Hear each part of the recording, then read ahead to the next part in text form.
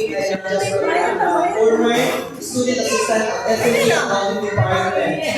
I was hired in Sir Orig Bargain. That was April 9, 2018. Okay, nabasa ko ako share. But anyway, I just want to express my gratitude to Sir Orig Bargain for helping me. Of course, and then for in the position sa accounting department ay ako doon ako man, yes sir, I will try to be working student to finish and then gabiin ako mga so that the students of SMC didn't see me na nato kay maulo yung ute. Of course, we cannot deny the fact that everyone has a pride. Ang dito yung pride. And then that pride, sakit na yun kung mas malunok na to. And then, he is a good person. Thank you sir, I love you so much. The biggest mistake that I did to him is that was that brother. So he preferred ang birthday sa kuha.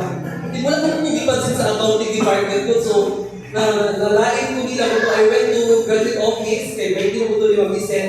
Then without knowing na nanay gahanda ni si Sir Orly at ko.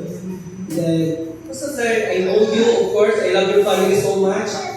Princess, si Sir John, si Sir Berto, balang palaway. And then, I will grab this moment also not just expressing my gratitude to Sir Orly, but also to Ma'am Debbie. Si Ma'am Debbie mag-lisod ka ay tapos ng iyang bubuhan. Hinumot is na. Mag-lisod kong tapos siya nung but every time she smile, every time she speaks, it's heaven. Yes, kailangan ko natin. Trademark ko ay mamuhin siya o sumbago di kakalong.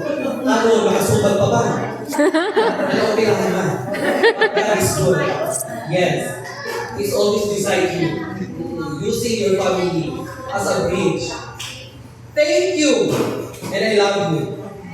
Yay! Thank you so much.